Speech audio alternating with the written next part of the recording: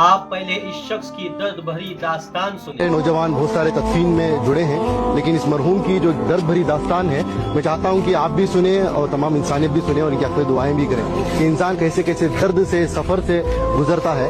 جب یہ اچھا کماتے تھے، کیرلا میں رہتے تھے، سعودی کو گئے تھے، سعودی کو جا کر 90s کی بات کر رہا ہوں، اس وقت پر ان کی سیلری 30,000 روپے تھی۔ 30,000 روپے کما کر اپنی بیوی بچوں کو انڈیا دے کر بھیجتے تھے، بچوں کو قابل بھی بنایا۔ ہم تو بار بار سنتے ہیں کہ ماں بچے کو پیٹ میں 9 مہینے پالتی ہے، لیکن باپ ذہن میں زندگی بھر پالتا ہے، اپنی اولاد کے لیے کچھ بھی قربانی دے دیتا ہے۔ لیکن جب باپ کے پاس پیسہ آیا، یعنی اس مرحوم کے پاس، شمس الدین صاحب کے پاس، تو انہوں نے بیوی بچوں کو سعودی کو بلا لیا۔ سعودی کو جب بلا لیا تو ان کو بھی، یعنی ان کے وائف کو بھی جاب پہ لگایا گیا۔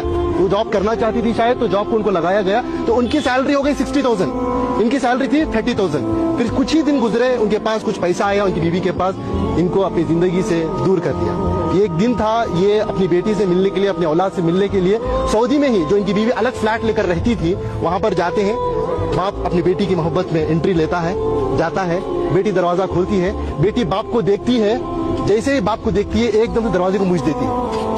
ایک تماچے کی طرح اس مرحوم کے چہرے پر پڑا۔ یہ میں نہیں کہہ رہا ہوں، یہ ان کی خود کی زبانی ہے، مرنے سے پہلے کچھ دن پہلے انہوں نے اس واقعے کو بتایا ہے۔ اس کے گواہ ہمارے عنایت صاحب ہے، کہاں ہے؟ ہاں، یہ ہیں۔ یہ بتا یہ رہے ہیں کہ سعودی سے دل دکھنے کے بعد، درد ملنے کے بعد بنگلور اور بنگلور کے ایک ٹاپ ایریا میں ایک بلڈنگ میں ایک مینیجر کے طور پر کام کرتے تھے۔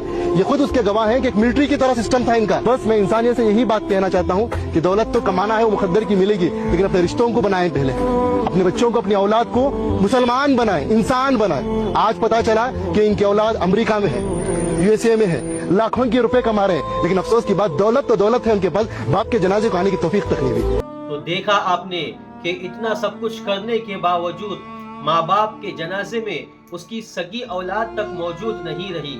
اس لیے آپ اپنے اولاد کو چاہے کچھ بنائے یا نہ بنائے، لیکن ایک اچھا انسان ضرور بنائے۔